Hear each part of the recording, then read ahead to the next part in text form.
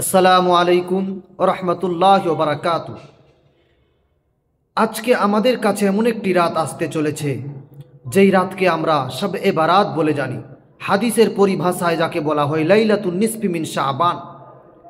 এই রাতের ফজিলত সম্পর্কে বলা হয়েছে যে এই রাতে আল্লাহ তাবারক ওয়া তাআলা প্রথম আসমানে আসেন এবং সমস্ত বান্দাদের প্রতি নিজের রহমতকে চারিদিকে ছড়িয়ে দেন এবং আল্লাহ রাব্বুল আলামিন বান্দাদেরকে ক্ষমা করে দেন। কতগুলো বান্দাদেরকে ক্ষমা করেন সেই ব্যাপারে হাদিস শরীফের মধ্যে আছে যে কবিলায় বানি কালব এর ছাগল যত ছিল, ছাগলের গায়ে যত লোম ছিল, সেই সমস্ত লোমের সংখ্যক মানুষদেরকে আল্লাহ রব্বুল আলামিন এই রাতে মাফ করে দেন।